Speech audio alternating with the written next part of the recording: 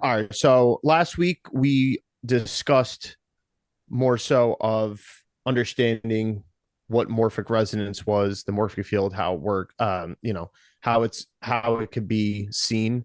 And now today we kind of we also went into obviously pendulums and reality transurfing, everything that's embodied within that. So now we want to go a little bit deeper with more of the inner workings of morphic fields and the influence of thoughts and emotions in connection with nature in these in this way of and theory of thinking and stuff, and to even better understand um, mass formation or mass hypnosis, different pendulums and egregores still, and the examples of those, memory in social groups, families, and cultures, and how does morphic resonance play a role into this. And with that, we can even better understand just the function and the actuality of this playing a role with rituals and ceremonies, and even the inner workings with those types of things. um so yeah, there's a lot to unpack here. So um what do you think? You want to, is there any little summary and anything you have when it comes to just kind of refreshing us back again with morphic resonance and morphic fields? Yeah, I mean, I could give a little breakdown of maybe why I still feel like this is a vital topic. And I think what really has struck me as why something like morphic resonance, meaning, some sort of energetic connection emotionally and psychologically to other people and other things and species and stuff. And that's basically the general idea here, is that there is a collective mind to all species and a collective mind to the earth. And that, and Carl Jung explained this as the collective unconscious, um, that there's thoughts in the air and emotions in the air. There's energy all around us, and that we're influenced by it. And why so it's so important to me and us, I would believe you'd share this view, is when you look out into, say, the political realm, and you look out into the social media realm, sports, anything that consists of groups of things or species in nature, whether it's plant, animal, insect, humans, that we're all in some way inherently connected to each other, and that we're influencing the whole, as if there is some hollow fractal nature to this. And so through that, Rupert Sheldrake has, for a long time now, been pushing this new theory of science, and he's still considered fringe, at least to my knowledge. That a lot of mainstream science is, basically belittle this man's work, and is not peer reviewed, and it's not in mainstream academia. It's starting to a little bit, but the premise of this talk is to explain the possibilities and how important it really is that we are influencing the earth and we're influencing each other, vice versa, and we're having an impact in ways we can't see with and experience with our five senses, that we don't realize. Just like, and I always use the analogy of, my phone's right here, but my router is in the other room, and somehow a signal is hitting my phone, and I'm now on the internet. Same thing with my computer and all technology, is that we're all, I have movies playing on my Xbox. There's no wires. There's transference of information. And so morphic resonance and morphic fields tends to explain this new scientific model, that thoughts, emotions, ideas, the idealism of a group and all of that is actually being transferred. And there's ways that we tap into these collectives once we have kind of signed the spiritual signature of I am this, or I am part of this. And once you've emotionally connected to these groups, that you're now being influenced by those groups without even being within miles of these people, that we could be influencing each other through the internet and through the screen, like it's non-local. So there's an influence here. So that's, for me, a general summary of the importance of this idea, that there's this happening going on, and that there's these habits and memories that are being transferred to each and every one of us, and there's this form of channeling or tapping into it. And today we want to kind of break down some real world examples, some parallel concepts like the egregore and pendulum and how they basically parallel and are juxtaposed to the morphic field science field. And yeah, I think this is a little bit of a journey we're going to embark on, not just tonight, but for the next few weeks, and really get into this. And hopefully, in the near future, we can get some guests on that are a little more specialized and that can bring in some new thought as well. So yeah, Yeah. there's my 2 cents. No, that's great because it's true though. I mean, especially getting to this point now where, you know, we have to talk about it, then it's more than just some, mind over matter type, ways of interacting with this. And I think that it is deep emotional connections and, this subconscious mind that we have that isn't necessarily, something we're so proactive with, consciously, obviously, since it's, the subconscious mind, like, then it doesn't matter sometimes how much we may try to disconnect ourselves from something and be like, oh, well, I'm not consumed by this sports team or this politic. Like, I have a mind of my own and stuff like that. But there may be still that residual feeling left over. Like we were just talking about an occurrence that just recently happened with, the, I don't want to get, I really don't want to get into it, but the whole, Shooting. shooting in Nashville. Yeah. That's the whole thing. Like there's voices on both sides of the aisle trying to defend some narrative, and anybody who kind of comes into the middle, let's put aside any sort of conspiracy of, false flags or anything and stuff like that. Like the fact is that something happened and something tragic happened or whatever and stuff, and we're all processing it differently. And yes, we may say something out of our emotions and try to come up with some rationality for what we think and feel about the situation or whatever. And then when challenged, with that thought or idea, may seem like we're coming to meet in the middle about something. But when you walk away from maybe that challenge, or being challenged and stuff, you may still have this residual emotion or feeling or thought that you are intent on about it, whether you realize it or not. And that's the thing that's very potent. Not just what you say, not just what exactly that you do either and stuff like that. It's what actually sticks with you. And to access that and to purify that point of yourself and stuff, I feel like is a lot more, takes a lot more inner work and a lot more of what did you call it before? The shamanistic journey within, I guess, like that, to really take within yourself, that is more than just, being like, hey, I know this stuff, I know how it works and everything, and wanting to actually learn how to work with it and bring up the uncomfortabilities and try to mess with it. And I think getting a better grasp and understanding of this, and just even how the energy is at play and how it works, in the macro and even within us and stuff, and even on a more micro level, like, then I feel like it paints a better picture to have that access to working with it, especially then with certain techniques that we learn and stuff, and then you can see more of the functionality of maybe those said techniques.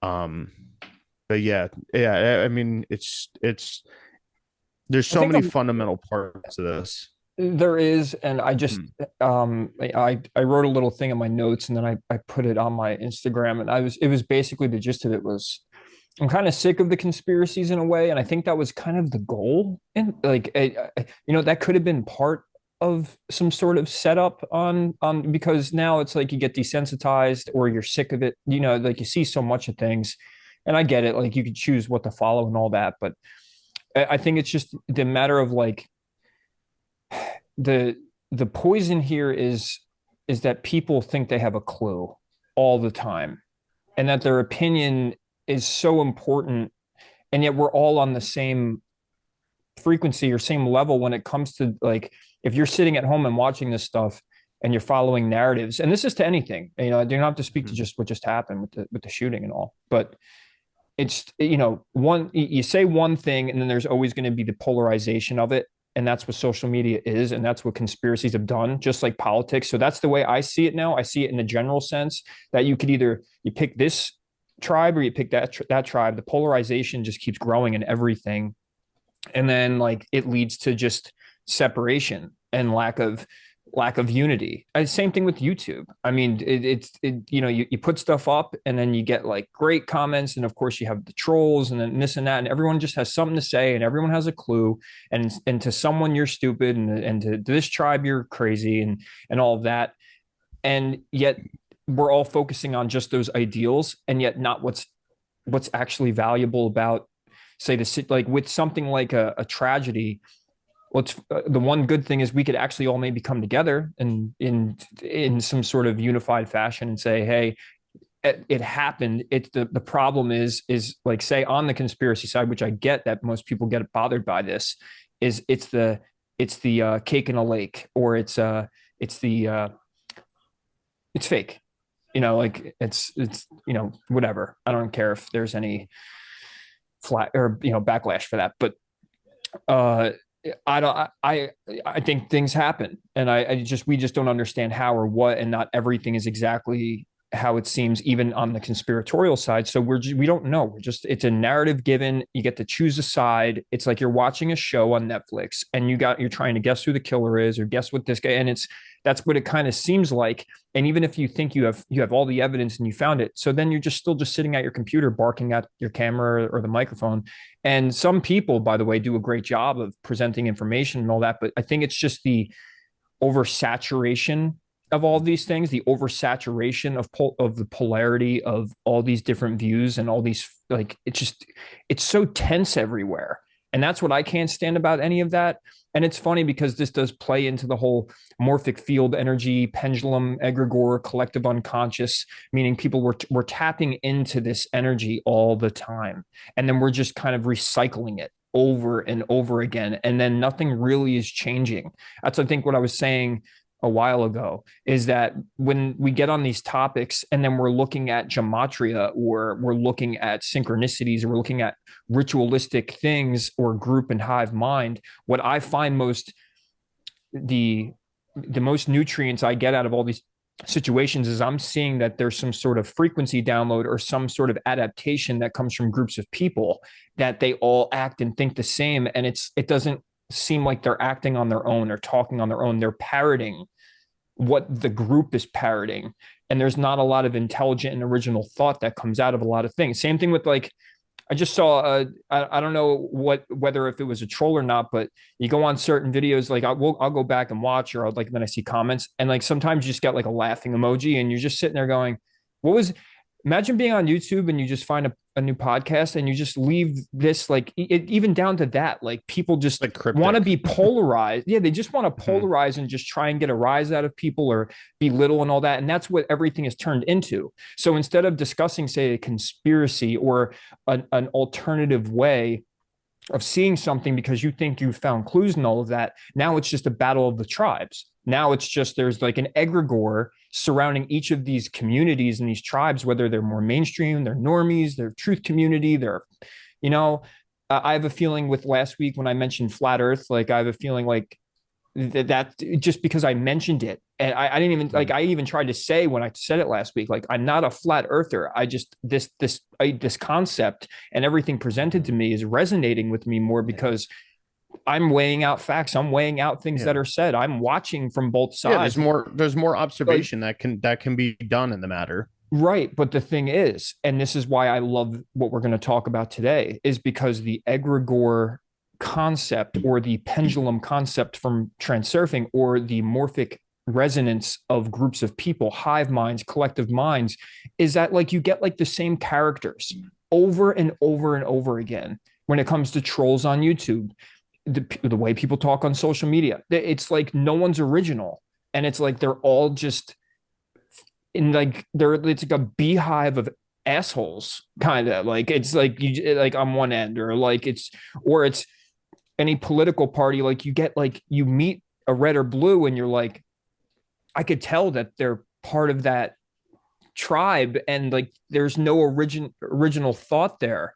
There's no like individuality and all that, I'm not getting it out of those people because it's parroting and it's the same thing. And I just, to me, it's someone, I won't say unnatural, because obviously if morphic resonance is truly a theory that's going to expand and grow into actual fact and real science, and it is that people are influenced, then it is natural that we are influenced by other people's thoughts and group mind and all of that, and mass formation. But this to me, this part of the conversation would have more value, because then if we're aware of something that's happening, people could start having more self-awareness that potentially they're influenced by other things other than their actual own soul or own self, like their own mind, and that they actually are acting out of the group mind, and they're not thinking their own thoughts. And there's so many different little quirks and things you can, and nuances that you can get out of like what could be causing people to act certain ways. But for me, this is like a good chunk of topic that like should be talked about more. And because to me, it's possible. And one of the greatest psychologists, Carl Jung, called it something, the collective unconscious, that he saw the social patterns and constructions of groups and people and ancestry and all that. So yeah, that, so we segue out of, almost away from the conspiracy, but there's, I mean, unless you have more things to say about it, that's kind of what's more important to me, other than like whether if it was fake or whether if it was a psyop or it's some agenda and all of that. I do get the whole, everything that wraps around it, from whether a guy or a girl, the shoe thing that I saw, which, but everything can be doctored. Who knows? Any last thing for me to say, sorry, and I'll cap this off. Any of the things with the conspiracy side of stuff, you don't know what pages could be. If you're a true, like truth seeker in the truth community, you don't know what pages are actual. They could be CIA. I can argue that maybe this guy or this person in this page is actually more CIA, and they're releasing this picture and it's actually getting people to go, oh my God, look at this picture and all that. And it was planted in there to actually cause the polarity and division of like the conspiracy side and then the normal narrative side. And then all like, we don't know. So like, might as well go beyond that and just get back to kind of like, okay, well, in the end, why would they be doing this anyway? Or why is this stuff happening? And is it just a natural occurrence that synchronicity is just who knows? But let's talk about other stuff other than the narrative, because that's been done since September 11th, 2001. And of course, even before, since JFK. So, our tempo needs to speed up a little bit, I think, on other things. And it's funny that you mentioned it that way. And by all means, we're not trying to troll even like the conspiracy truth type community in those channels either, because we're more part of them than anything, if anything. Yeah. Like, but the thing is that I'm noticing though, with the constant faction of this is that if we're talking about things in this theory, as far as egregores and pendulums, right? And we're saying that even political sides and these types of political ideals or societal ideals are kind of like, forms of mass formation, hypnosis, and even just okay, let's just take this whole thing now of this last incident of the shooting and stuff. Now you have different sides of both aisles. They're sitting there, screaming their thing and their rhetoric and fighting with the other side, because one side wants to use one narrative to blame the other side, and the other wants to use the other side to blame them side, and nobody wants to take accountability. But then you have the third party perspective, which now they're trying to find another reason to be like, hey, which it's not a small amount of people that are going on this conspiratorial side of whether they use the sense of being like, oh, is this a person that was this an organized event to happen, produced by somebody who wants gun control, produced by a higher group that wants gun control to take away liberties and stuff like that, which is still connected to a certain side of ideal, whether you want to believe it or not, you're still connecting to a side of ideal. And I won't say which one, but you still are. Or is it the another side that's being like, or is this a doing to also demonize a certain form of group and stuff, which that also connects to another, whether you realize it or not, connects to another type of ordeal that's on that same thing. And you get those people in the conspiracy type groups and stuff that don't even want to acknowledge the fact that they're playing into that same egregore. They're playing into that pendulum and that same system by going into these things, because now all of a sudden they come at it and they're like, oh, well, this is that and the government and whatever. And once again, they're displacing the blame and not looking at the true fact, the true era of it. Like, say something in this case scenario where nobody wants to look at it as a sense of that, wow, this world and society has become so distorted, and all these occurrences that have happened in the past few years has played a taxing role on everybody's mental health,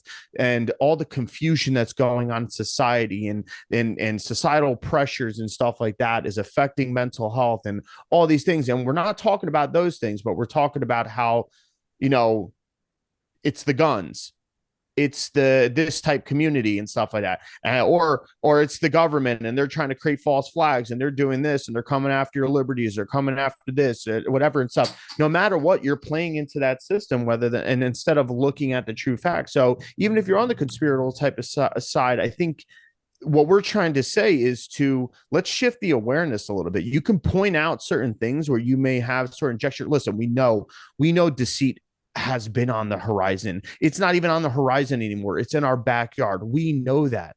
But instead of pointing out the deceit all the time and stuff, if we're so aware of the deceit that's happening and stuff, or we're trying to wake people up to deceit, which I think a lot more people are awoken to it than we try to say. But I think now the fact is that you got a lot of people in the day and age that we are with influencers and TikTok and YouTube and all these things, is that people are profiting off this, and the same way that the media is profiting off reaction and fear and stuff. And whether we like to know it or not, we're playing into that same egregore, that people are doing the same thing on these YouTube channels, these real quick bits on TikTok and all that stuff, and getting a dopamine hit, like we talked about in the last episode and stuff too. It is a dopamine hit.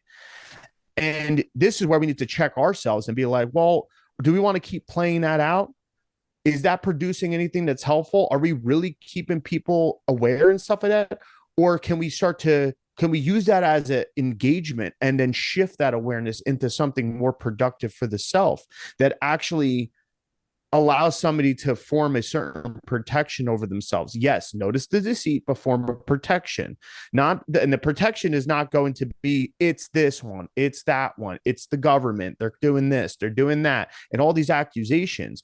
They could be true, but you got to revert it back to self, which is the constant thing that we keep talking about. And I think this is where this conversation and understanding of energy in this way, this is why, if you could see the pendulum and egregore system in that sort of sense, you can start to shift that awareness now. And I think that's what we feel our responsibility is, to kind of shift that awareness as well and stuff. And screw it.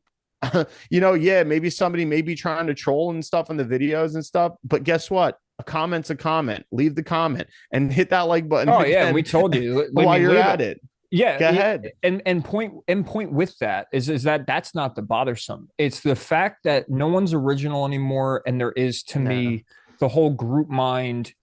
Like everyone like, oh, I still play Call of Duty, by the way. So when I get on there, there's a morphic resonance to video games. You get on there and you even start talking like the other video game. You start talking shit, and you start. It's the same language. It's the same characters. You get in different rooms and you're like, I've heard this fucking guy before, like 100 times. Like there's seems to be in arenas, whether it's you're on social media or that you're on, a video game, or you go to the movies, or you go to a political rally, or you go to wherever, and then there's a group hive mind to it that people are unaware that they lose their individuality to a certain extent. And to a certain extent, it's good to have that because, you meld in and you want to fit in and all that. There's a psychological aspect to it. But to me, I do think there's an unconscious aspect as well. And that's kind of what I'm mostly interested in. So if anything, the bad comments or any social media stuff that I see, it's not an emotional trigger for me. It's a like,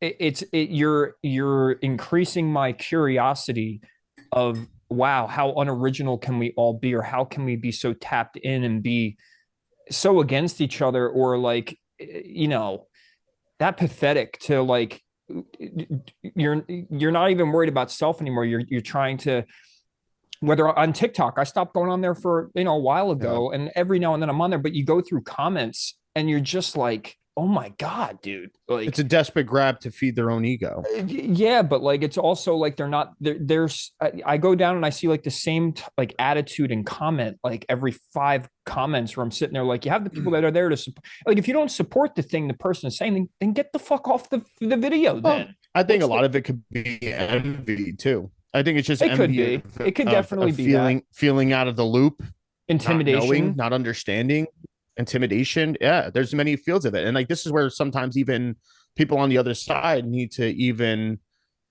when they're getting that shout back at them, like to try to come into that understanding and being like and seeing just, you know, look, use yourself as a mirror, look in the reflection and be like, oh, okay, well, what is it that they're looking at probably at their own self and they don't realize that it's inwardly bothering them and stuff. And that's the best way to kind of combat somebody who's coming at you in a sort of way rather than trying to debate with them or argue with them and outsmart them or something like that. Like, you don't need an ego prick waving contest at times. Like, Now, well, look, we're not gonna. My whole thing is evolution of mind and focus and trying to figure new things out. And so, what I dislike about all of it the most, and which is why something like this, amorphic resonance and groupthink and all of that, and being influenced by outside or external energies and minds and all of that, is that it's you're slowing down evolution by having just constant conflict and there's no resolve to that conflict. You're just there for the conflict. You're just there for the debate, or you're just there. Like, I don't think most of the time, like if I go on anything to learn about and I go see what other people are saying, why is it that like it's like sometimes it's 50-50 on like some people are there to just drag down the idea, and to me that's what I mean. Like, are they thinking for themselves, or they're like emotionally charged from like the group that they're in and that they're influenced by it, and they have to protect their own beliefs to the point where they're going to war and there's never a resolve. So it slows, to me it's such a stupid thing to slow down the evolution of let ideas flourish and listen to people, or if not, get the fuck out, just go, get out. Like, what's the point of trying to argue? Like, I don't go on, and I said last week, and I know who knows who's going to disapprove, and I don't care that I don't think the Earth's a globe. And chuckle all you want. I have my rights to think that, and it doesn't harm anybody. But I'm not going to go on, Neil deGrasse Tyson's page, or I'm not going to go on NASA, their YouTube site or their Facebook, and start looking at their videos and just calling out their bullshit all the time. And that's all I'm going to do with my time. I'm going to feel pathetic and like a piece of shit. And like I'm not evolving or getting anything done. If you have some sort of thing that's calling to you, find your tribe and find those people and gravitate and open your mind and listen to those things. And if it doesn't happen to be that and you're not resonating, then just fuck all, get out, go. Like, there, you don't yeah, walk belong there. away. That's it. And that's going to speed up evolution. And, who knows who's going to be right or wrong. But, that's the prick waving that you're talking about, is someone wants a trophy for being right.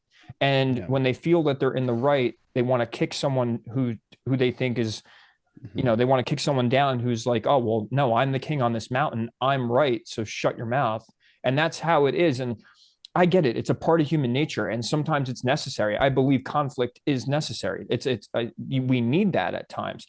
My whole thing, and this goes back to even to the conspiratorial things and the political, it's just people are oversaturated with things that aren't going anywhere. Like, we've been hitting the gas in like fucking neutral for a long time now with a lot of this stuff where we got the facts. or we have evidence on a lot of things. It's like time to just be quiet, go do your own research, and then go speak your mind, find your tribe, and deal with the haters and all that. But the thing is like, don't the stimulation shouldn't just be coming from the like the you know the disapproval of other people's beliefs and all of that. Did you see on TikTok that there was flat earth was like one of the top trending, like 2.8 billion posts. It was like higher than a lot of other things. And I'm sitting there going, I can only imagine that could be part of the reason why they want to ban it, not just because the flat earth topic, but because of people speaking their minds and all of that, and you don't know who are bots are on there or anything like, so it could be just oversaturated with that as well too. Like you don't know who's even real anymore and all that. And that's why I'm not worried about what people say, two, what they're talking about, and three, if it's true or not to. And like I'm there to collect data. I'm there to have some fun at times, and then I move along. But to spend my time wasting it fighting some war against other ideals, to me, is just an absolute waste. And it's for pathetic, mindless morons. Really, like it's come to learn, come to have discussions. Let's expand our minds. If you have an opposite point of view, let's talk. Let's have a debate. And to me, people are just overrun by emotion. And I think that with the idea of a collective mind is that I think certain people don't even realize that they're part of that collective mind. And that's, by the way, to cap this off, it's what I meant, I think, episode 2, when I said, don't call me a flat earther. It doesn't mean I don't believe that the earth's flat. I said, don't call me a flat earther, meaning don't bud me in with the community. I'm my own individual person who believes certain things, and I have my own way of seeing it. And Yeah. it could, and guess what? It could change. If someone gave me, Unfortunately, the English language and just language in general is also, with a lot of these concepts, is very limiting, to sure, how to describe it, and people get very attached to words and names and stuff. labels and all of that, right? Yeah, but I think it's true that what you said before, though. It's the fact that, I mean, the fact that nobody could, if somebody can't walk away, it's just real telling about themselves. Or if they can't try to engage in a simple, respectable back and forth, it says a lot about themselves, about that they feel threatened by an ideal. And I think people are either, hypersensitive in that sort of way, but also the fact that, yes, society and these different group things are desensitized. The entire population is very desensitized, where, to the point where something happens in the public sphere, and right away, I think our way of dealing with it, rather than actually coping it with it like an actual human being, is to chalk it up to be like, well, you see, if they would just do the ban on you see, if they would just stop with these different, gender, if they people realize that the fucking government, people just chalk it up to these types of things without actually going into a certain body of space and working inwardly with it and stuff, and actually coming to, because nobody wants to face that actual real emotion of something that's kind of going on. And who knows what kind of route we could actually get to if we actually did, with something like, say, this type of tragedy that happens and stuff. And overall, no matter what, it's like we have to realize that, like, it's not just that we're desensitized to energies, and have become so needing to function off synthetic type energies, rather than trying to get back to the origin of true raw energy. Because, and when I say raw energy, like, I mean the fact that everything in the universe, when you break it down, when really broken down, it is raw energy. This energy is the source of everything in all possible states. This is what infinity is, and trying to get tapped back into that. And that's the thing, is this energy, no matter what, will have its current, and will eventually be broken down, and eventually be brought back to its original state, and it'll be reformed in a sort of way. And, like, if we can't find that within society and stuff, then we need to pull out from that sort of way. It doesn't mean disconnect yourself from society and live off the grid. I'm not talking about that, but find these different tools and these different thoughts and ideas to get into that as well, or even something like morphic resonance and morphic fields and stuff, to be able to move away from, like we said in other episodes, and move towards things that are going to help you feel like, oh, okay, this is grounded in something worthwhile and something real and something that actually connects to me and stuff. And it's like, that's really what the doctrines like the Kabbalah and Hermetic law, what they were trying to say. They pointed to a principle of workings within attained levels of consciousness, and the belief that the individual through the subconscious mind has the capability to affect this greater sea of the universal subconscious, and we all live in it. We're all fucking with it. We're all engaged with it. And universal subconscious is energy, and it's energy in various different types of states of existence, and it's injected with the thoughts, emotions, intent, and it's in this part that it's being worked on, and then defining its mechanisms to kind of drive it through into manifestation and onto this material plane as well. Like, and that's where we have to not take that for granted, because I feel like when we do, or we just think that, oh, I want this, I desire this, and whatever, and not do the real deeper form of the work and understand that it's a lot more than just wishing or wanting or praying and very superficial desires in that sort of sense, and not checking those desires at the door and stuff, and cleansing the subconscious and stuff. Then you kind of don't know what you're really producing. You think you're manifesting or materializing some sort of thing, and you think it's pure and stuff, but you don't understand, if you don't understand the energy of that effect and that kickback it may have on yourself or even others around you. So I think that's why we're trying to get into this better understanding and stuff like that. Like, we're all connected in this way, regardless. Even the smallest fucking bacteria in the ocean is connected. Yeah, we're living in a field and we're all connected, and I guess what you're trying to also say is realizing, because we're all connected, that everything we're doing kind of matters and affects everyone else even at a distance, and that as a whole organism, as the earth as a whole organism, and as us as almost like the living cells on this place, that all this stuff is interplaying with each other, and within that we're actually having influence not only on our own lives but everyone else's. And as a collective, I do think that the more energy and more mind that goes into something, the more that it's going to manifest itself and play out in the real world, as much as we wouldn't want it to, so with the media, that's why it's such a dangerous tool, because it really is a weapon, because what it's doing is it's putting things in the minds of the masses. Same thing with social media.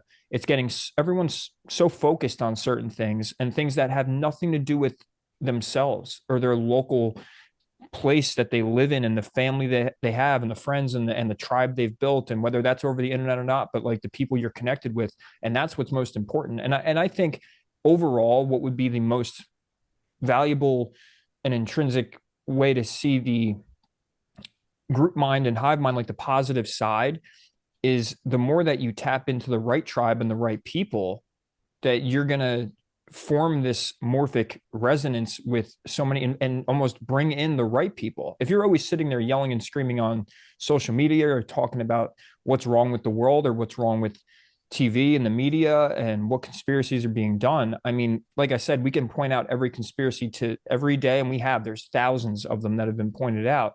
But what really has been done, and what can be truly done sitting behind a computer screen, or even if you went out, like Zachary K. Hubbard tried to go out on, for weeks and tried to hold up protest signs about gematria. And, I'm sure that maybe did a little something, something, brought some people together and all of that. But like the main collective, I mean, that's who we have to kind of aim for.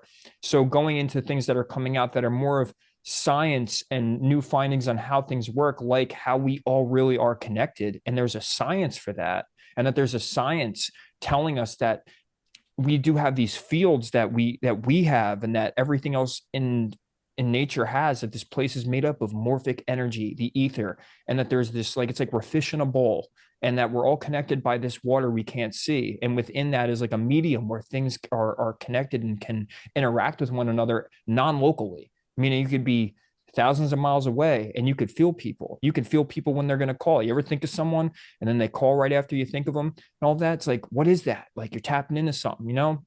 If you believe in psychics and you believe in channelers and stuff, where are they getting that? Well, it's probably all around us. It's sitting in a field, you know? And when you bring this concept in and you start realizing that we're all connected by fields, so you start rethinking, well, who am I connected with? You know, what groups of people? You know, am I like my family? You know, instead of just blaming your DNA, maybe you're energetically connected to your family and the people that you're around all the time. It changes the whole dynamic realizing this. And so my man Rupert Sheldrake, who is a damn genius, has been, and I have some real world experiments I want to talk about and things that happen that prove that in conventional science, so many things just don't make sense, but we don't question it. It's my whole thing with the whole Earth argument. There's so many things that are still like lingering as, oh, this is just a theory, but we're assuming that that's what it is. And then people are like, okay, it's fact. You know, I went to a university, got a PhD. They told me that it's a fact. That's it. No questions asked. You're stupid if you don't believe I have the degree. You're stupid. You're just a YouTuber. You know, you got your Google degree. I actually went and paid, you know, $100,000 for mine. Mine's on the wall. You have jack shit. All you do is talk on the internet, on a podcast, shut your mouth, whatever. Like that's how people are. And that's the main kind of energy that I get from people. And same thing with the, you know, you walk into any realm, conspiracy realm, all of a sudden you go in and you try and have a different alternative view. They're the same way as the academics. As soon as you kind of speak a little bit against, they throw that, it's like the same energy. It's like, well, I've been doing this for 14 years and I have all these videos and I have this and whatever. It's like, yeah, but what have you really done with it besides talk about it? Or what, or are a lot of the things you're going off of are narratives you heard from someone else or assumptions you're making as well. There's no facts we can grab, but if we can come and start to come together as, you know, understanding where we're at again and get back to basics of like, how does this all work? And we have a science like morphic fields and resonance coming out and all these other things that we overlook because we're so worried about the drama and the conspiracy, or we're worried about what political party that we're a part of or what group, and then not realizing that we're actually not thinking a lot of our own thoughts and that we're parroting them. And we're not excluding ourselves. I'm not going to I'm not going to be that egotistical and say, am I influenced by some, you know, groups but I'm pretty much not going to call myself a loner. I consider myself an individual that stands outside of collectives. I don't like to be part of groups in a sense. I like being part of communities and helping people and having friends and associates and all that. But I'm not really. That's why I said, don't call me a flat earther. Don't call me well, you can call me an astrologer, but like, don't just X me in as that. Because you're locking people in, and then and that's by understanding this. We'll finally get to it. By the way, this has been a long. I guess you could still call this an introduction or our own thoughts about it. This has been our own thoughts, but like knowing something like this would be way more important than realizing what shoes the killer had on while they were using the gun, like while they were shooting. It's like, okay, that could be doctored or whatever. That's not going to, so many technicalities. We could just argue about that and say, well, that was that. It's just, you're not going to get anything out of that other than just a debate and some troll on social media leaving a laughing emoji or calling you a moron and just argue. And then it's such a distraction to me. So, and just to see how much that happens, that's my point. When this is, to me, something that can help so many people. And by the way, electroculture, another thing that's popping on YouTube. We don't have anything on it yet, but go search that as well. That's more important than, what PSYOP was just done.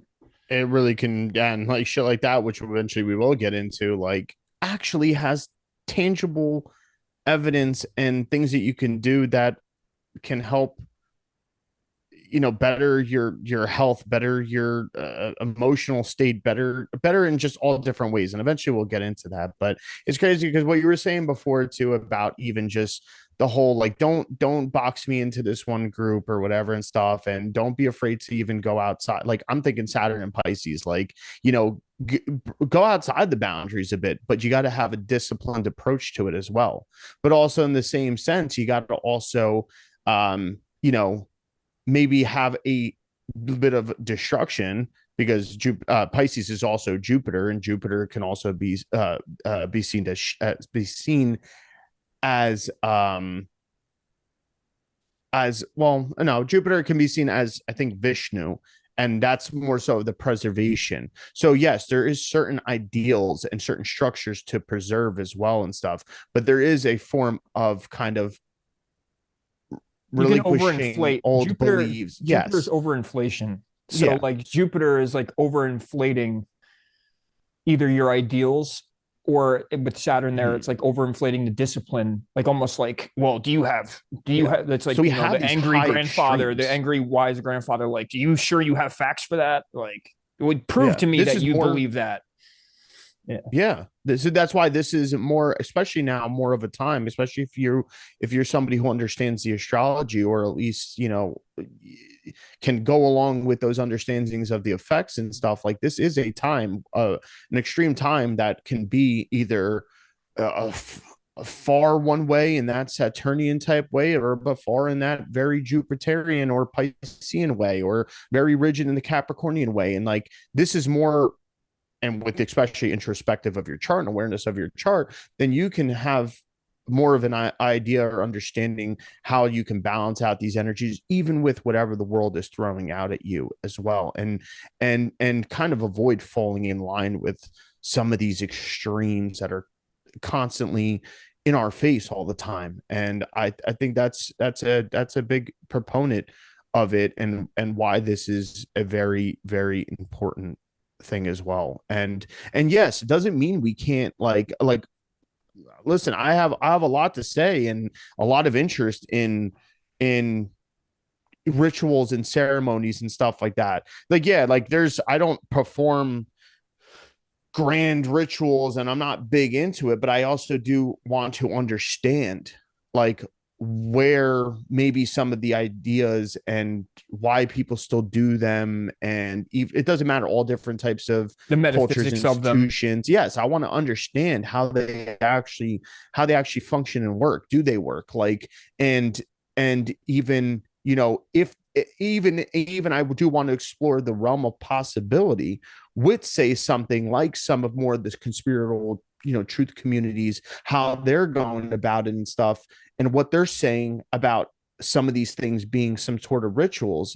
But I want to go further into understanding, well, okay, why would they perform that ritual? And yes, those channels and those people have those hypotheses on those things, but a lot of times it's just very surface level, and I want to see farther into that. So, like, something that I'm kind of coming into understanding for myself is now, like, it's, you have to look at the different levels of the astral plane. And like, when I think of that, I think of the tree of life and the Kabbalah and stuff, and all the 10 sephiroths, and it kind of showing you this hierarchical system of, that it's basically a schematic of the universe, and its levels of consciousness and awareness and states of mind that correlate with various levels of manifestation of basically the fabric of the universe.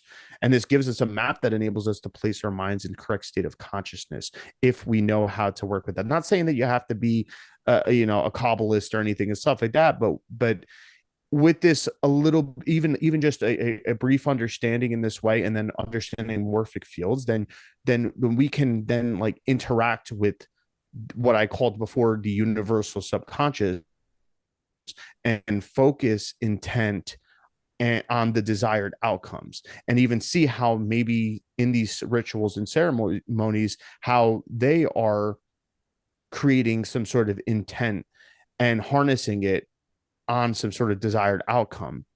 And if you think about it, more systems, if not all, intentionally or not, use the same concepts of levels of consciousness and states of awareness to focus intent. So, like, something that makes me think of, like, just in general, as an example of that intent even happens in nature. A seed goes in the ground and naturally just has the intent to grow with the right environment, and it adapts to its environment, in which that's a lot of Bruce Lipton's work too, is that he's showing that, and he did work with Rupert Sheldrake. I think we touched on that a little bit and stuff, but is saying that it's not necessarily the genetics that is dictating how the how this thing is forming, but rather it is forming based off its environment. So its environment has some sort of intelligence within its field that is creating the outcome.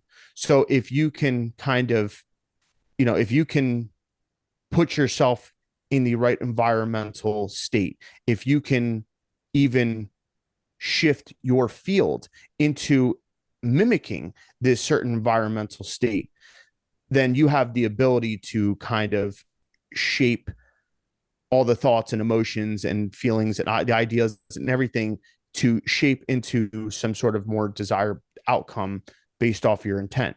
And if it's not happening in that sort of way and you feel like it's actually backfiring, then there's some deep, deep inner stuff that you have to do first with your subconscious as well. It's mind, body, and soul.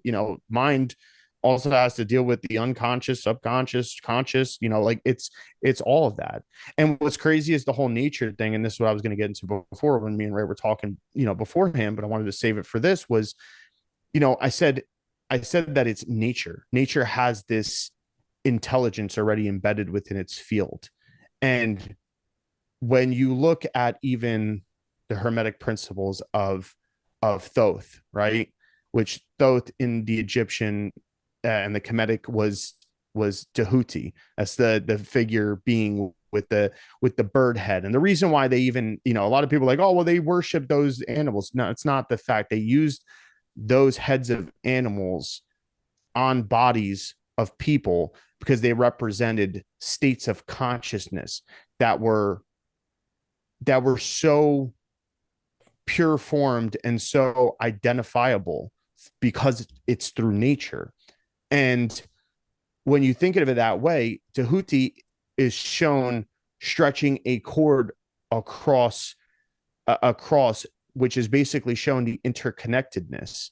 And what that cord is called is the netter, the NTR, which is basically where we get the word nature from. And it's this etheric cord connecting all things, or a net or a cosmic web of interconnection of this intelligence. So right there's even the ancients, and where this is coming from is even connecting to the whole understanding of morphic fields and morphic resonance. Indra's And Web of it's Jewels not too. Indra's Web of Jewels exactly. was India, I think. And how is it that at different times, whether predating some of this stuff, that these different cultures across the world had this understanding, how they had this understanding, or maybe even a lot of the understandings or the similar outlooks on life with no actual direct connection to these civilizations and stuff, how they're coming to this awareness that's so similar. Could it be that it is the awareness that is being activated within the field and therefore is activated within this aspect of consciousness? And when others, say across the world, are having this frequency shift of their own and stuff, they inherit that intelligence as well, and then they spread it to their people, and the people start shifting their awareness and their frequencies and their consciousness, and this is how we get the growth of it. But I think just as we have that grand rise, we also have that grand fall of that. And I think we've been in a fall period, but we're trying to trek our way back up to that rise again. And this goes into the whole astrological thing. We can say that the astrological periods and, the stars, and which are light patterns and stuff, they do affect consciousness in this way. We have said, the Right. 12 zodiacs, the 12 cranial nerves, it plays on the psyche and stuff like that's, more of the tropical astrology and shit. So yeah, I think this is worthwhile to look at in that way. It does. It's that bridge factor, right? So like if you're Mhm. talking about this, it's like, so if we're influenced, and my favorite part about what you're saying, to add to what you're saying, is the non-locality of it.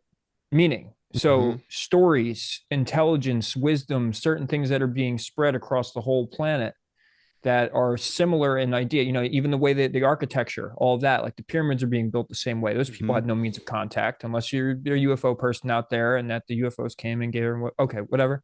But like, and I think that could be a thing. But in Mhm. this case, relating it to morphic fields, it's like as if they're tapping in. to this intelligence, and that it's non-local, meaning so it doesn't have to be in some certain physical distance for the information to then be available to a certain culture or a certain group of people. You could be connected non-locally. So it's not about the it's metaphysical. So it's beyond the physical senses. It's beyond our bodies. It's the way energy works, it's the way metaphysics works.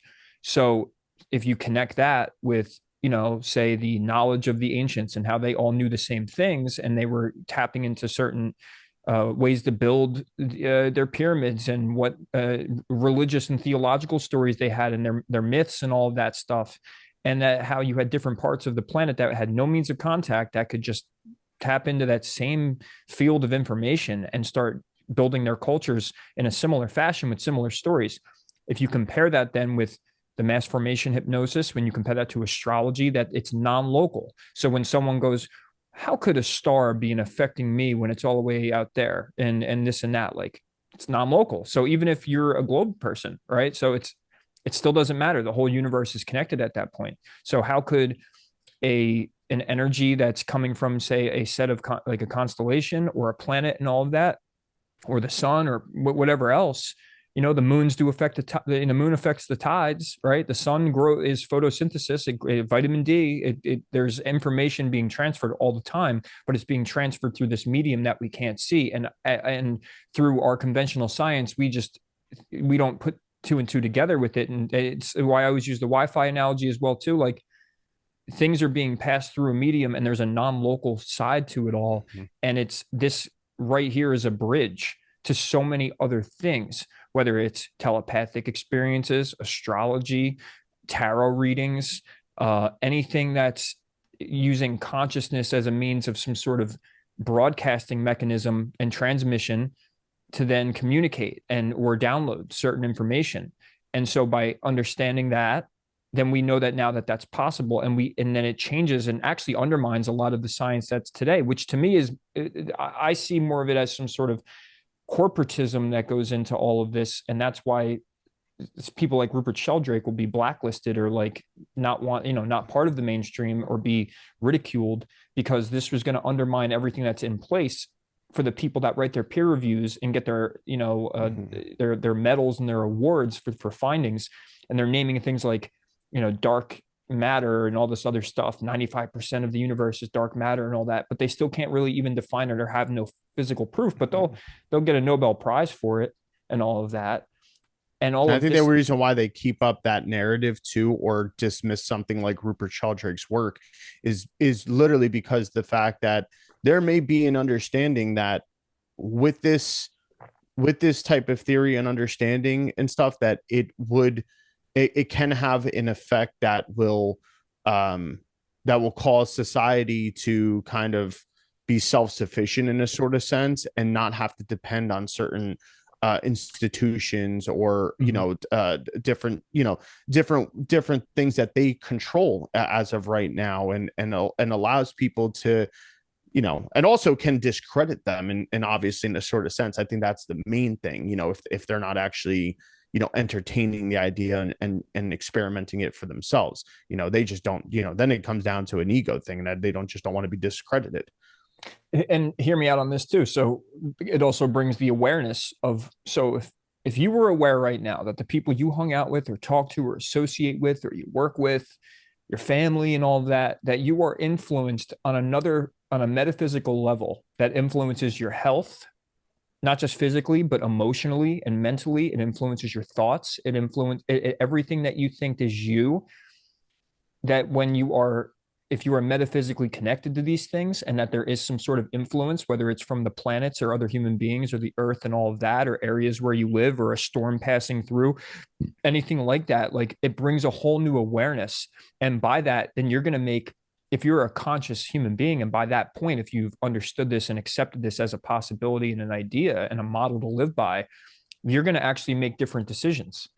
You're going to not just approach everything from the physical standpoint or psychological standpoint of like, I think this and I see this and I heard this, so that means that it's going to lead to my decision. Now you're thinking on a whole other, you're adding the fifth element of spirit or of ether. Like you're adding a whole other awareness of when I make a decision or when I choose to date this person or choose to be friends or associates or business partners with this person, or I choose to be around my family a lot, or when anything like this, you now have a new awareness of what decisions you need to make based on the energy that you're connected to and how it's influencing the manifestations in your life, the health that you inherit or that you manifest for yourself. And it just, yeah, this is what bringing awareness in. This is raising your consciousness. Just pointing out rituals and stuff is to an extent, yeah, you're going to open your mind a little bit and say, oh, there's other things at work here. But this is like the next stuff because I've said this before, and Gio and I have gone on this journey plenty of times, and we still do. And we were just talking about it. We're highly aware of all the conspiracies, and we're highly aware of all the different narratives. And there is consciousness raising elements to it. Like you do see things, and you're like, "Whoa!" It gets you thinking. Like, I can't believe that synchronicity or that thing, or could they know more than what we know? All that makes, yeah, it'll expand your mind. But now it's like, well, how can we learn everything that's happening within all of the stuff that, say, maybe our government or other people or higher entities know, that then will serve us and our community and our families? Like the more and more Gio and I are going to talk about this, the more we're also going to refine our message Mm-hmm. here, because it's not, there's still an elusiveness to like, hey, what is important here? But you can also look at what's been done already and what's being talked about already and what's causing distraction or what's causing polarity, and saying, okay, like we gotta step away from that and kind of go into other things, because this isn't healthy, or this isn't serving anything, or this isn't getting anywhere for now. Maybe we find something Yeah. out in a few years through these amazing researchers of conspiracy, that someone finally gets something to the point where it's like, we got the evidence, we can put Mm-hmm. Joe Biden away or Donald Trump or whoever. We found the true core of the dark Freemasonry sect or whatever. That, yeah, keep doing Mm-hmm. all that work, but we do need people on this end looking forward. We're using history to learn from history, then to look forward to say, okay, hey, we have new findings here. And this stuff can then bridge with maybe all of the other scary occult ritual stuff. But we need to know how it works. Why would they be doing it? And all of that is a good question. Yeah. But Because how their main, also, you're approaching it sorry. is most, no, sorry, that was my last, now I'm at a ramble, but like how you're also approaching all of this stuff, I think, to me, this is my own belief, leave a, laughing emoji if you'd like, but to me is it's the how you're gonna get to these things, how your approach is, Yeah. so yeah. I think that's the more important aspect of it, because, and I think you're right, because I don't think throughout this there is a definitive answer, and you've already elaborated that on the past and stuff like that, where you've said if you think that you've come to a definitive answer, then I think you're doing something wrong and stuff. Like, I mean, you can have a strong-willed opinion about something, but that doesn't mean it's a definitive answer. But also, like, the whole thing, like, just thinking about the whole, like, conspiracy, Illuminati, the Freemasons and stuff like that, and like these people that heavily only focus on that. I just thought about it. I'm like, how, like, I mean, I've been there too. Like, I think, a couple years ago, and really going into and stuff like that, it's a dark place to stay, to keep constantly touching on those things and just constantly pointing out, and only pointing out the dark workings of these satanic cults and whatever and stuff, and how they're using the occult knowledge and distorting things, and which it's great to There we understand go. how they're distorting things. There we go. Yeah, like, but like our Hollywood and the pedophilia and Someone all this take a stuff. snapshot. I'm part of it. Yeah. That's it, you're an Illuminati now. But it's like, I feel like that you may think you're doing an enlightened person's work and stuff, but I think you're leaving yourself susceptible to a dark, clouded energy over yourself as well, if you only stay in this fragment without branching out to understanding, well, I'm learning about the possibilities of these things, but not falling definitive and giving them this much power, saying they have this so much dominion. And I'm gonna pull myself away from allowing them to have that much dominion, even in my own, you know they're taking up that much space in my mind and my consciousness rent free, and I'm constantly feeding that attention and stuff. Like, let me pull my attention away from that, and yeah, maybe grab some of those inner workings that maybe I can potentially see that are occurring, and kind of twist that and flip them right back side up, rather than the way that you may see them as being inverted. Flip them right back side up and use them within my own, personal life and stuff like that, and kind of see beyond it, because that's a dark area to stay in. I feel like just to It, sit there and just constantly see the satanic this and blood sacrifice and all these satanic numbers and everything and stuff. Like, it's good to have that awareness, but it's a really weird thing to like only stay in that and just pointing out, oh yeah, there's sick demented people and stuff, and it's basically like you're hanging out with those sick demented people. Like funny, you I started just to kind of do like a impersonation. I knew exactly where you were I going. think I did, yeah. I know who you were doing. Yeah, I think it just naturally just kind of came out at that point, and it's like that just bothered it bothers me in a sort of sense, because it's like there's so much potential there. There's so much potential with even those people that they have great puzzling skills, and just pointing things out, and deep research skills, that they can be better using that attention and energy towards researching something that actually fundamentally kind of helps an individual regain their own sovereignty, or kind of shield themselves from darker energies and darker people, and kind of connect to the right thing and network the right way and stuff like that. Which, it's also great in the aspect where they do have, there's a bond in a community and stuff, which I'm not faulting that at all. But you're also kind of creating this egregore that's also, or this pendulum that, yeah, it may be different from this faction of this pendulum, but it's still swaying You're and still giving way to you that. you could be just creating a whole new one without Yeah. even like you could be just Mm-hmm. by you pitching some sort of belief or pitching some sort of narrative that you think is the truth or that you're hardcore about. It's a lot of emotion going on, and then you get everyone else fired up. You've now created your own. Once we explain the concept, you'll understand it more. And I know there's a lot of people who are going to fall upon this, probably have heard of it already.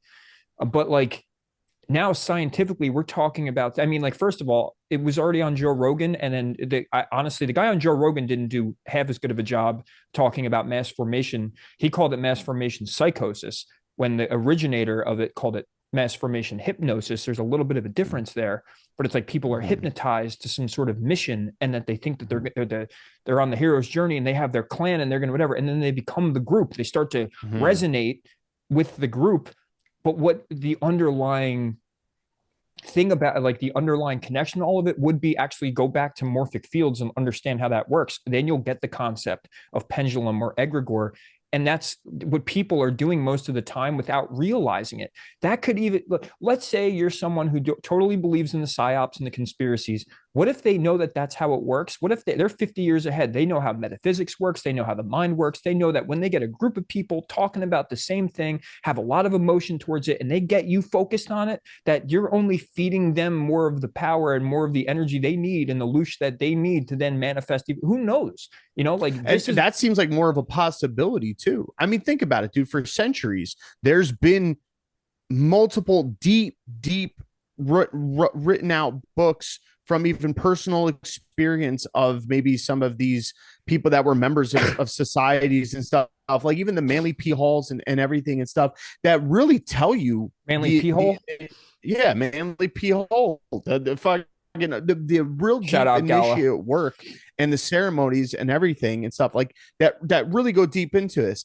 If they've been talking about this and the workings of these satanic cults or whatever and rituals and and all these societies for centuries, if possibly if not longer and stuff, and it hasn't stopped it from happening, and we're still talking about it to this day, obviously we need to change course a little bit, because obviously that's you're not going to stop it. You're not going to stop it, at least in that Not by sense. making YouTube videos. I mean, just No. look at the results. I mean, yeah, you do have certain Bro Sanchez, 125,000. You have certain people that, like, they get the subscribers and all of that, but like, I don't know. To me, I just don't see it. It's not enough. And then also going out and protesting, we need to start finding different areas of these topics and dig deeper on not the narrative and not the like collective secret society group and why, but why and what are they doing? That's the like, okay, Mhm. how am I going to approach this? Well, I need to get down. If I'm being a puzzle guy, right, I need to learn what the puzzle that I'm putting together is. Or if I'm playing chess, I need to know the rules of chess before I play the game. But if I'm just like, oh, well, I'll just move this here, you could be falling right into their, so there it could be, if you're on this journey already, that there's deep layers to metaphysics and spirituality and rituals and the occult. You know how deep it goes. And just to see the surface level stuff and point a few things out or read just a book by Aleister Crowley and think you have it all. There's other areas we could be looking now in this new age of information that it's available. I didn't know morphic fields were really a thing up until a few years ago. And a shout out to Anne, who told me on the phone. She's like, well, they've been talking about this stuff since like the 80s, 70s. There was like, like basically the boomers like knew about it. They talked about it in spiritual communities, like they morphic fields, like whatever. There's a reason why it's having more of a reemergence and awareness. Yeah, same thing with the electroculture. Something that was like Mm-hmm. big in like 1920. There was a book written about it. Like, wait till we have talk on that. I mean, just go look it up. Matt Roski, I think his name is. Go check him out. Like, electroculture is something no corporation wants you to know about because you could be growing your own food and get yield 300%. Well, that's another talk. But like, point being, same thing with morphic fields and morphic energy. Like, this stuff's it's been talked about so much, and then you just kind of like it gets like swept under the rug, and then all of a sudden we want that dopamine hit again of talking about what conspiracy and what Mm-hmm. secret society. And it's not a discredit. I know we've been ripping on it for a little bit, but like it's not really ripping on it. It's about like it's the application of and the oversaturation that we're giving it. Yeah. It's not exactly ripping on it. It's the fact that of like, don't you like, hey, wake up? Don't you think it's a little sad and a little bit shitty to just constantly only have the awareness that something or someone's always after you, like Yeah, it without could be a survival mechanism, really. yeah, yeah, like, and that's, I mean, I'm sorry, we always want to talk about not just living in the root chakra and stuff, like, okay, like, I know it's a necessary part, but like, you got to ascend from that as well and stuff. So like, let's kind of move past that Yeah, awareness and you kind of can't move live in into the the awareness heart. of the workings. You can't live in the heart always talking about George Soros and Yeah. all like you're not going to ascend up to love and unity when you're constantly like oh you're the rabbit, the aliens, whatever. Like You there's a have to lot of actually practice that intent you know and yeah, kind of move into it. it quickly popped into my mind. And hey, by the way, anyone listening, I know we haven't gotten to the actual definitions and the things. We will, and we're going to be talking about this for a while. This is, this is on our minds, and and you're getting actually an extended conversation about, you're kind of seeing into our minds on Yeah. why we want to break this down and go Yeah, well, into it shit more. also just kind of happened too, like Right. that Yeah. that needs addressing as well before it's already going to keep blowing up and stuff like that too. If we can reach a certain amount of people and say, hey, just kind of grasp a little bit more control of your awareness with even this next global thing that just happened, or this big issue in the media and stuff like that, like you could come back into your own before you go too far with it. Yeah, and now going back into what I was just about to say, Mark Passio. There was a video I saw, and I wasn't the biggest fan at first when I found him.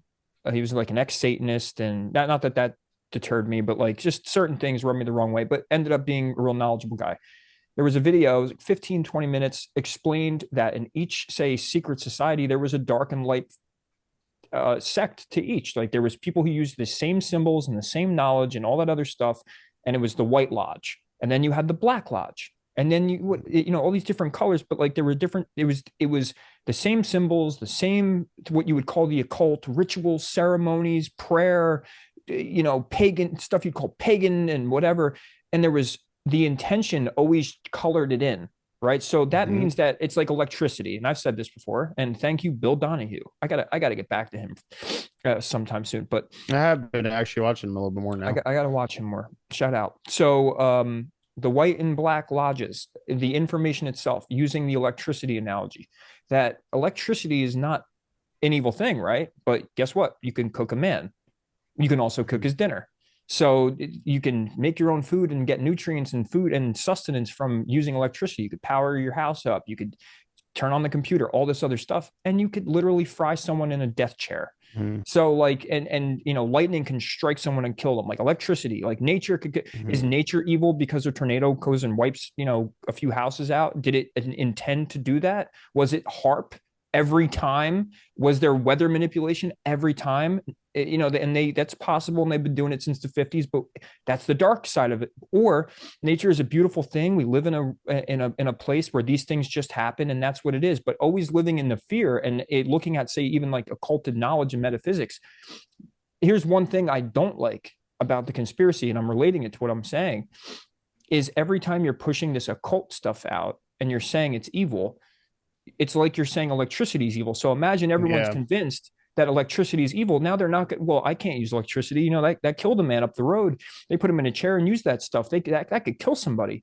Now you're not going to Mm-hmm. power up your house and turn on your dishwasher and turn on your this and turn on your that, everything you need to survive and live a good life because someone made a video or gave you information saying that this thing's evil when yet inherently it's neutral. And to me, that's what Mark Passio did in that video for me and said, oh, wow, it's the intention of how you're going to use that electricity, you know, aka the occult or metaphysical knowledge and awareness that you have of this place. So that's the one problem I have with the oversaturation of always being in the dark. Me and Geo spent a lot of time a long while ago, 2021, I think. I found Matt McKinley, Quantum of Conscience. Call that, like, shouting out everyone tonight, but great channel. I love his stuff. But the one thing that he tried to almost fight against was how the truth community was always doing this.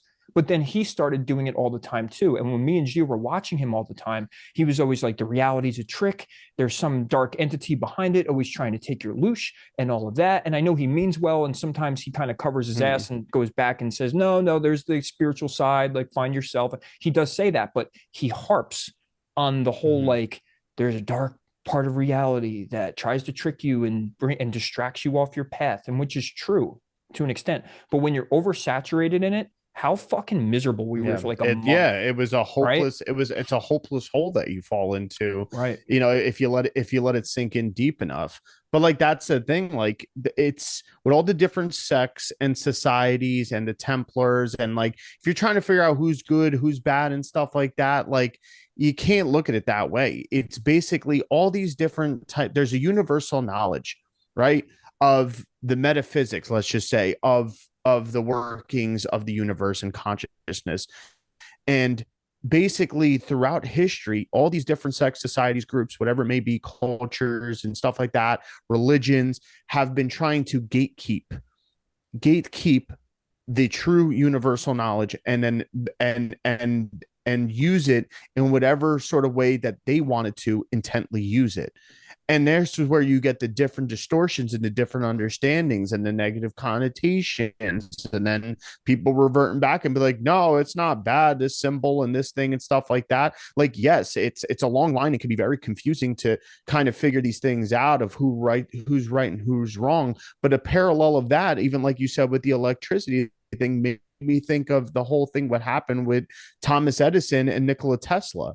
You know, the whole of them they were working on the same thing. And basically when Tesla figured out this way of using and being able to harness free energy, it came down to this teaming up of an intent between Thomas Edison and even the United States government and stuff, and his company and corporate corporate giants and stuff, trying to be able to be like, well, hold on a minute, like there, if we don't bring it to that level of free energy, we can kind of control it, harness it, and monopolize on it.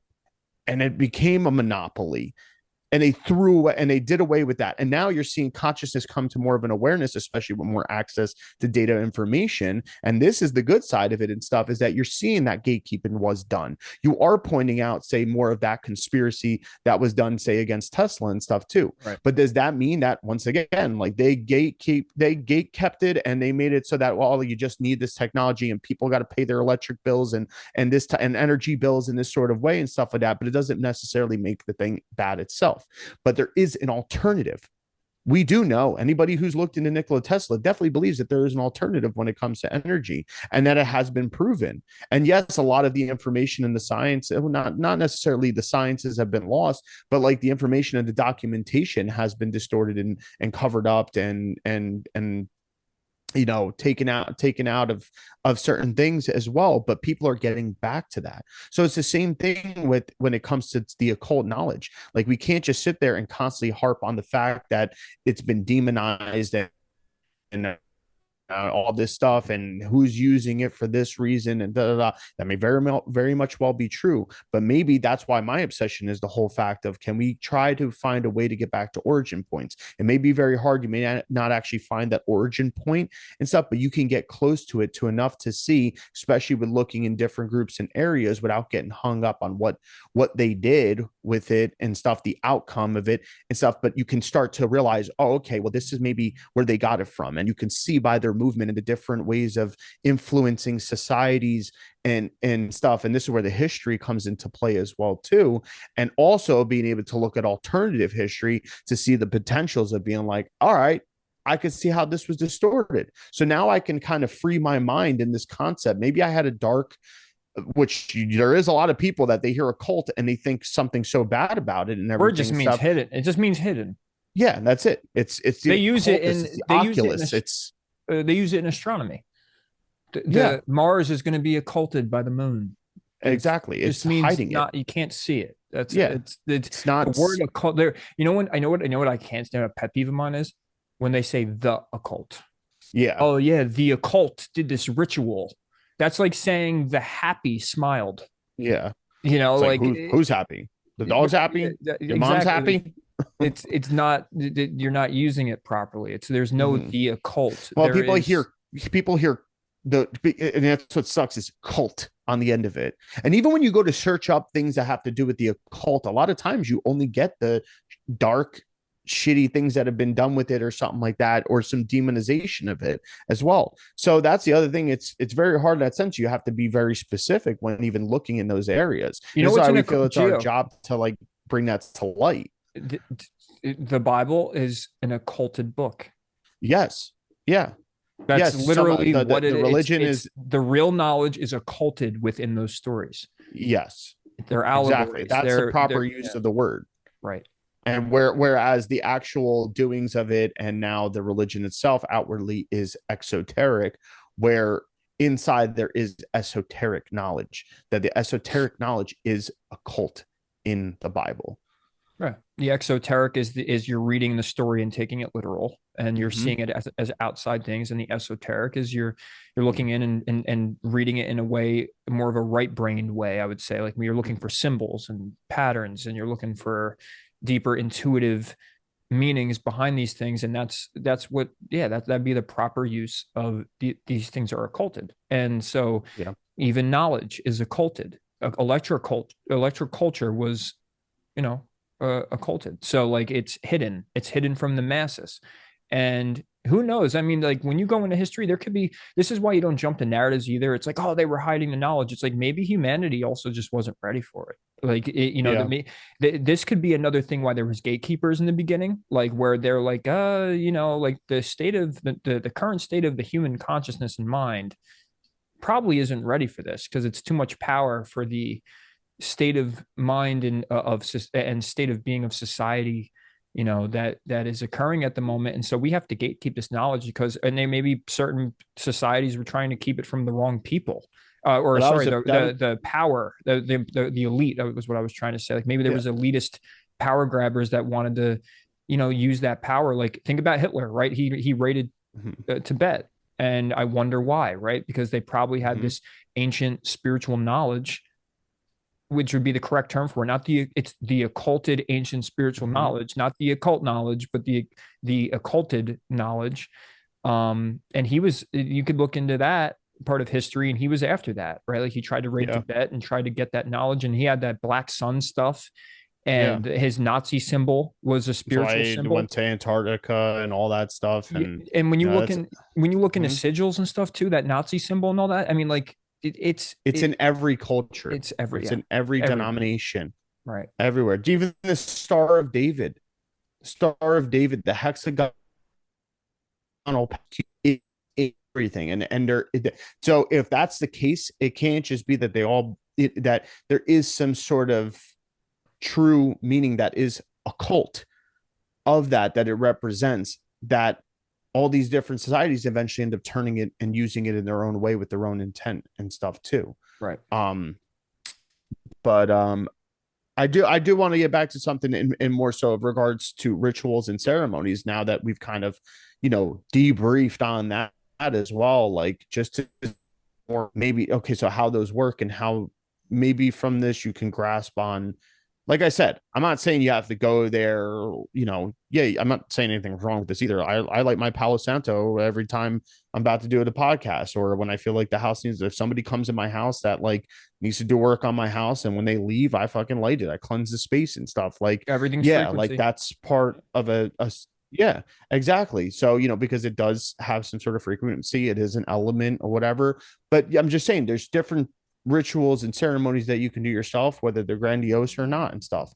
But the thing is, it's the intent, it's the emotion about it. So when we're talking about rituals and ceremonies, they help build up immense stores of energy, which can be injected with thoughts, emotions, intent, into the part of what I called before the universal subconscious that's being worked on. And then, like I said, define it in the mechanism to drive it through manifestation onto the material as well as the astral plane. So you're basically, if we're saying that it's like this big C, this universal subconscious, it's like this big C. When you have the thought and intent, it's making motions in any part of the sea that can cause waves or currents, and you're tapping in. And then it's tapping into, when we tap into our own subconscious, it can affect the whole. So, and there's forms of energy that have ability to move and manipulate subordinate forms of energy, just like strong currents in the sea can manipulate reefs, like landforms, other organisms in the ocean. And this would be like an example of invoking or evoking God, spirits, entities, or beings and stuff like that. So, like, rituals are reenacting a story in certain sense of reacting a story of groups, of a group's origin. And when you're doing that, you're affirming the identity and its presence once again. It's almost like you're conjuring up those energies and emotions and intent again, and kind of using your own consciousness, your own body, your own mind as a receiver and a transmitter of those same frequencies that were occurring many times over in that heart space that was going on with those things. So I kind of briefly mentioned in the past episode was, like an example is the Jewish people and Passover. They they do react by doing the meal and the gestures and reading of the words, and they're tapping into their ancestors and things that maybe their ancestors may have endured, and also it's bringing up things and feelings, even if they don't feel it immediately in that moment. Depends how connected they are with it too and stuff, but maybe it could bring up the things that gave them strength to unite and to prevail. And a lot of these manifestations don't just come immediately, they come down the road and subtly as well too. And I think a lot of, a lot of the ancients knew that as well. Another thing is communion and Thanksgiving, and that can bring up the frequency of this feeling of thankfulness. It's also in a ritual, like Thanksgiving is a ritual for the harvest. Communion is like the ritual of this salvation and being cleansed. The same thing with baptism. You're engaging in that sort of thing. So it's connecting with the energy of when it was done by and who it was done by, and reaffirming the identity and receiving that way of living, feeling, its fortunes or even strengths through misfortunes. And it's the remembrance and to better endure, in sort of sense. It's not always for that, but that's just an example. Yeah, it's great. That's the perfect example of like there's a memory and an imprint being Mm-hmm. left, and what spiritual people would call the akasha, which is a term for that. It's like there's this recorder that records everything in life. And so, and everything we've experienced is kind of like left imprinted. And it would explain like the idea of ghosts and certain things, like things get attached to, like energy gets left places. And so when someone does this heavily charged ritual, and they set the intention and they set that perturbation out of energy and intention and all of that, and it gets imprinted into the ether, and then a whole culture is doing it, and then now people are doing it all over the world. So, and now that memory of that intended ritual is what morphic fields and resonance would prove, is that non-locally, this memory and imprint of energetic feeling and charge is now with the ritual. So when we say grace, or when we have Thanksgiving dinner, like you said, whatever that original intent was of that ceremony and ritual and all of that celebration, is exactly what is going to most likely manifest within, on depending on how,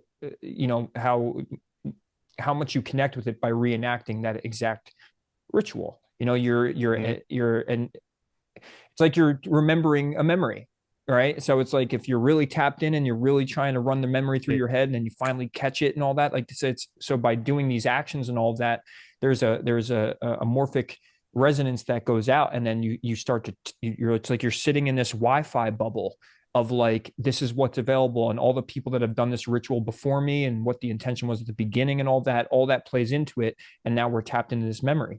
And I think next episode we'll do a more deliberate kind of definition of all of this, like on the scientific level, because I do want to touch on the egregore pendulum thing still, but I think we should really like still kind of savor a whole episode for breaking down Rupert Sheldrake's work and the experiments and stuff.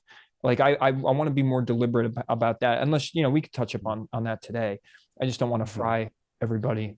But like, yeah, like the ancestry, culture, groups of people, football teams. If we've said this many times, now there's this science telling us, and through experimentation and through studies being done over and over again, that doesn't get pushed out in the mainstream science, saying, hey, species have a memory, hey, rituals leave a memory. Anything that's highly charged with emotion with a lot of people are leaving this imprint, and it affects the people in the future who are going to do the exact thing too. So it's like our connection to our ancestry and our culture and humanity itself.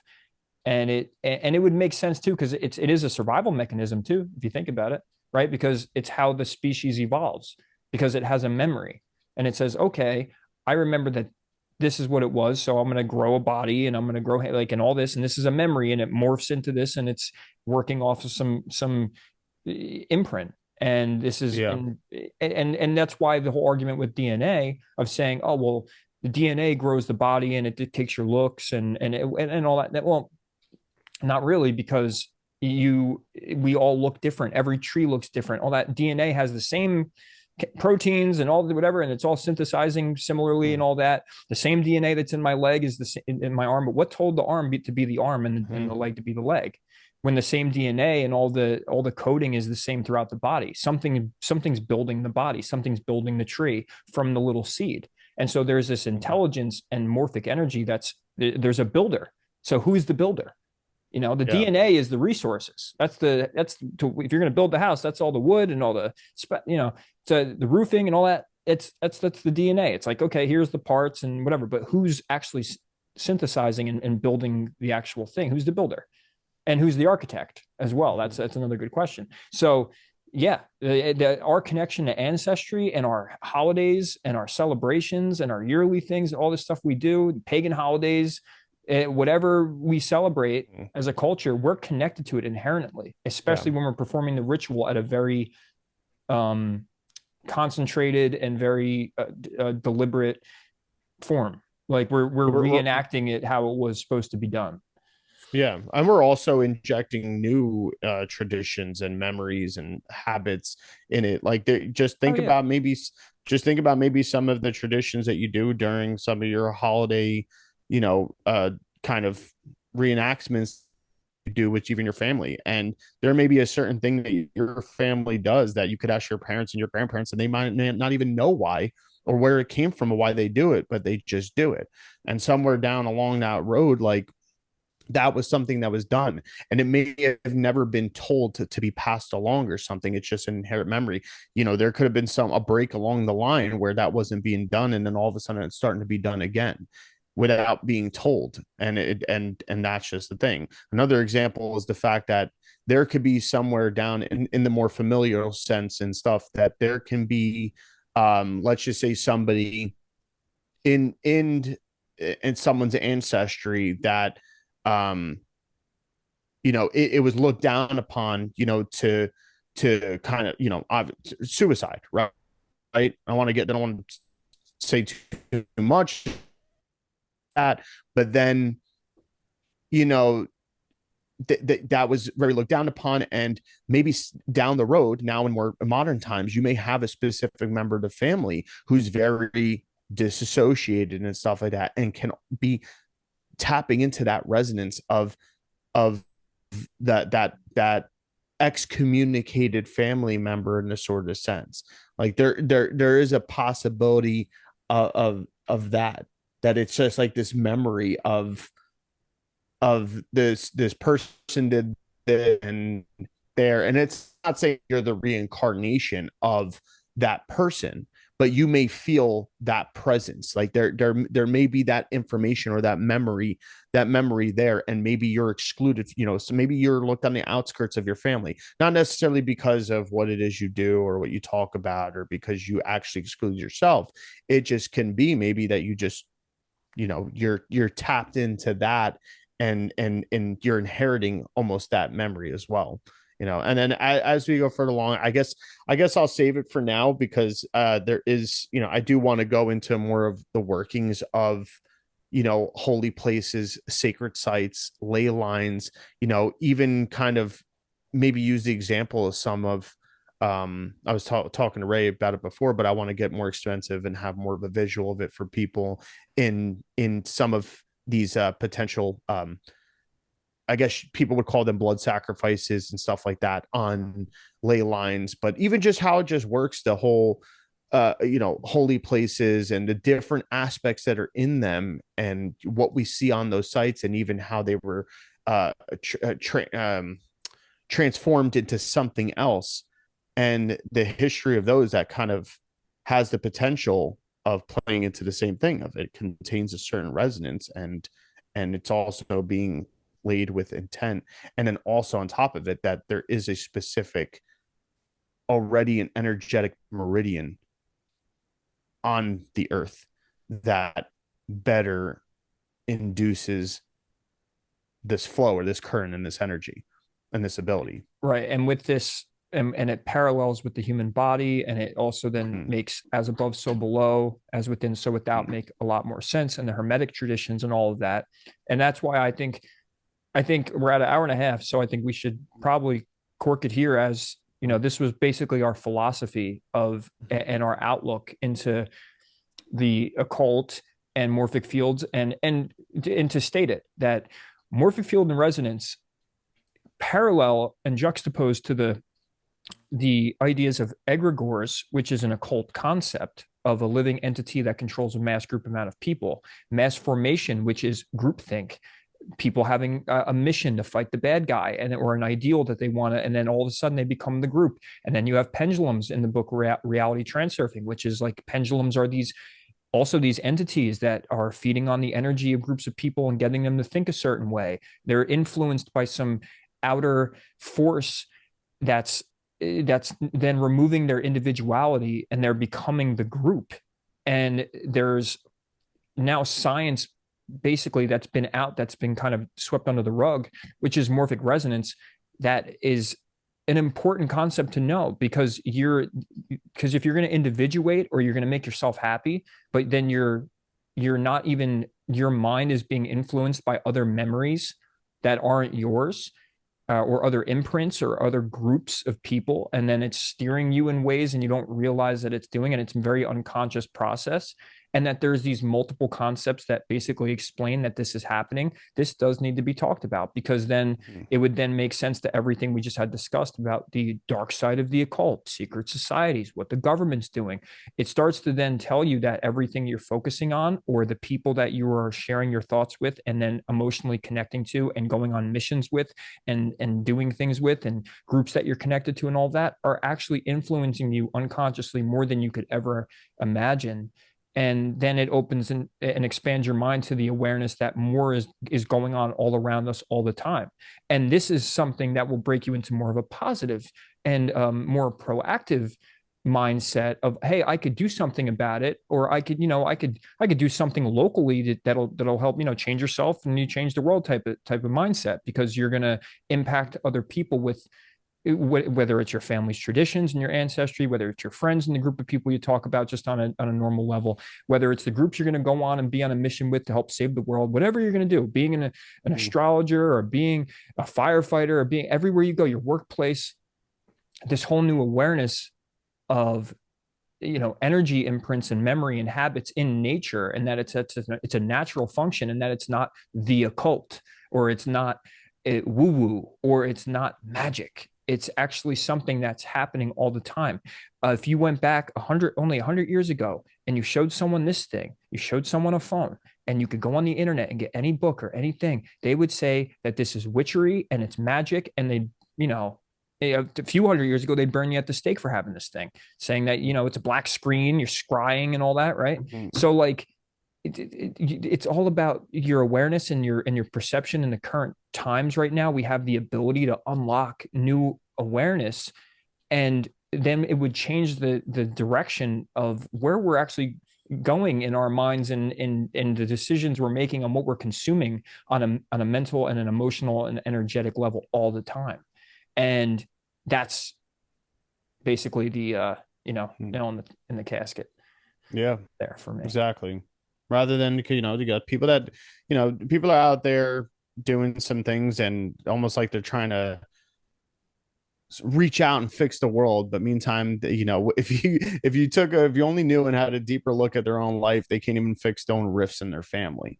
So, I mean, that's kind of goes based what we were saying before about this whole thing of like, hey, we need to kind of shift that awareness. So I would definitely stay tuned, because well, that's the other thing, we'll entertain a lot of those, Mhm. maybe fringe topics and the conspiracies and Well, stuff they're like not. that. Yeah, they're Yeah, there. They're real. yeah, they're We're there, not we'll entertain them, discrediting any of that. but we're going to be a beacon of example to kind of see how you shift that awareness from being like, okay, well, we're seeing this, these are the details, but now let's kind of go into the workings, and let's go into application to self, and how this even applies to me and stuff, rather than just the very, very visceral, part of it and stuff. So we will go into that. I got it. I'm like, I've just recently decided I have enough time to kind of put this together and stuff, but like, now that I know, like, Ray knows because I was kind of given the gist of it, but I'm going to break it down a lot better and stuff like that, to go into that and understanding, especially when it comes to the ley lines and sacred sites, holy places, even then symbols, because everybody's so obsessed with symbols and sigils and talismans and stuff. And then even just how it reverts all back to even the astrology and astrotheology and divination methods, and Archetypes. just, yeah, the whole archetypes and self-organizing elements and stuff. And I'm telling you, it'll give a greater awareness. And yeah, that's good. That's going to be a good one. I'm excited to get into the whole holy places thing too, because it's also a pre-context with something that's in there to the electroculture thing. So definitely Beautiful. stay tuned. Make sure you like, subscribe if you haven't already. Leave those comments, good or bad. We don't care. You kind of got your dished outness from listening to us, and hey, you may be even more visceral now after that, Go but ahead. that's not our problem. That's something you got to check for yourself. But anyway, we appreciate everybody listening, and hit that like button, further get out Subscribe. this type of awareness. Subscribe. The website's up, but we got some working to do on the website and all the features and stuff, but we're getting very close to that. It's a lot of work to do with top of making this content as well, plus trying to make it more, but we'll obviously keep everybody updated when it comes to that, when when it's really time to really get on there and stuff. But yeah, so appreciate you all, and till next time. Peace.